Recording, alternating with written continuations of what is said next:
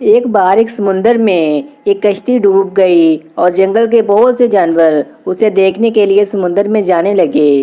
ایک دن کچھ جانوروں نے دوبارہ سمندر میں جانے کا منصوبہ بنایا کہ وہ جا کر اس کشتی کو دیکھ کر آئیں گے، لیکن اس کے لیے بہت ہی پیسے لگتے تھے اور ایک بلی بہت ہی غریب تھی اور اس کے پاس پیسے نہیں تھے۔ بلی کا بھی سمندر میں جا کر اس کشتی کو دیکھنے کا بہت ہی من تھا، تو وہ بھاگتی ہوئی اپنی ماں کے پاس گئی اور اس سے کہنے لگی کہ اسے اتنے پیسوں کی ضرورت ہے، اسے بھی کشتی دیکھنے جانا ہے۔ ماما، مجھے بھی اس کشتی کو دیکھنے جانا ہے، سارے جانور سمندر میں اس کشتی کو دیکھنے کے لیے جا رہے ہیں۔ بیٹا، تم جانتی ہو کہ ہم اس کشتی کو نہیں دیکھ سکتے، وہاں جانے کے لیے بہت پیسہ چاہیے اور مجھ غریب کے پاس تو کوئی پیسہ نہیں ہے، میں تمہیں پیسہ کہاں سے دوں گی؟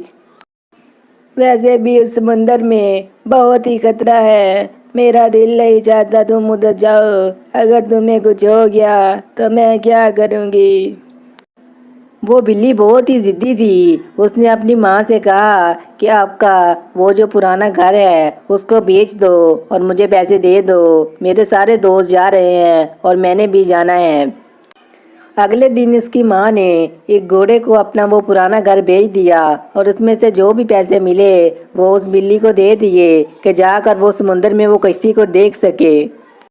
اور اگلے ہی دن وہ سارے جانور اس جہاز میں جا کر بیٹھ گئے اور وہ جہاز سمندر کے نیچے جانے لگا تاکہ سارے جانور اس کشتی کو دیکھ سکیں۔ بحری جہاز نے ان لوگوں کو کشتی کو دکھا کر 3 گھنٹے میں واپس لے کے آنا تھا، تو بلی کی بوڑھی ماں بھی سمندر کے باہر اس کا انتظار کرنے لگی۔ جیسے جیسے وہ لوگ سمندر کے نیچے جا رہے تھے، وہاں پر سورج کی روشنی ختم ہوتی جا رہی تھی اور پورے کا پورا ہر طرف اندھیرا چھا رہا تھا۔ جب وہ لوگ کافی زیادہ گہرائی میں پہنچ گئے اور کشتی دیکھنے کے بالکل پاس ہی تھے کہ ان کی کشتی پانی کا اتنی زیادہ پریشر برداشت نہ کر سکی اور وہ وہیں پر ہی پھٹ گئی۔